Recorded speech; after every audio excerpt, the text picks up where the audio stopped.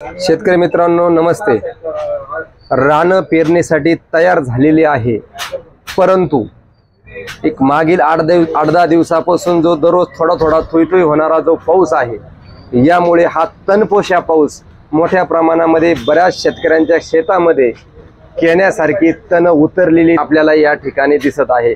मग आता हे केना असणारी जी शेत आहे, केना सदृश्य जी तणे शेतात उभी आहे, अशा परिस्थितीमध्ये त्या रानामध्ये पेरणी करायची कशी, आऊत लावायचं कसं, आऊत टेकवायचं कसं, या समस्येमध्ये या विषयावरती चर्चा करताना बरेचसे शेतकरी कृषी सेवा केंद्रधारकांशी आपल्याला पाहावयास मिळत आहे। या व्हिडिओच्या माध्यमातून मी आपणास आव्हान करतो की जर तुम्हाला पुढील 2 दिवसामध्ये 3 दिवसामध्ये कुठल्याही पिकाची जर पेरणी करायची असेल, परंतु त्या रानामध्ये मोठ्या प्रमाणात जर केना असेल, तर आपल्याला मेंबर ह्या तणनाशकाची फवारणी करायची आहे। तर शेतकरी मित्रांनो 2-2, 3-3, 4-4 पानावरती जर केना असेल आणि पुढील 2 दिवसामध्ये किंवा 3 दिवसामध्ये आपल्याला त्या क्षेत्रामध्ये कुठल्याही पिकाची लागवड करायची असेल किंवा एखाद्या पिकाची जर पेरणी करायची असेल, तर आपल्याला हे जे तणनाशक आहे हे वापरायचं आहे।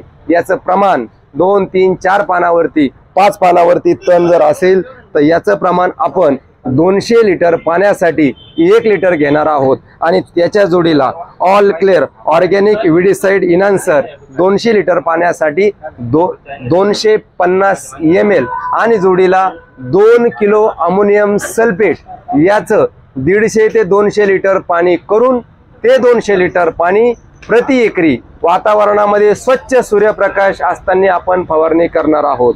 या तणनाशकाची फवारणी केल्यानंतर जर 2 तास स्वच्छ सूर्यप्रकाश जर मिळाला, तर 48 घंट्यामध्ये सर्व केण्याचा समूळ नायनाट होणार आहे।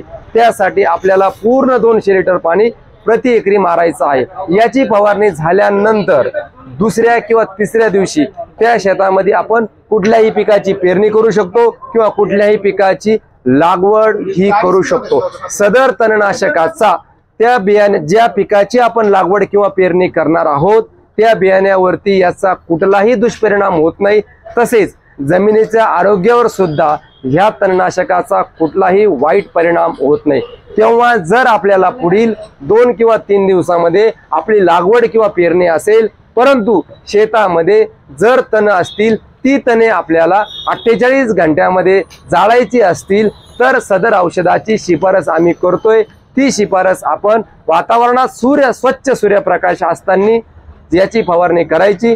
फवारणी झाल्यानंतर 2 किंवा 3 तास जर स्वच्छ सूर्यप्रकाश मिळाला, तर 48 घंट्यानंतर केण्यासारख्या तणाचा पूर्ण नायनाट झालेला आपणास पाहावयास मिळेल आणि आपण पुढील पिकाची पेरणी करू शकतो किंवा रानाची मशागत करू शकता।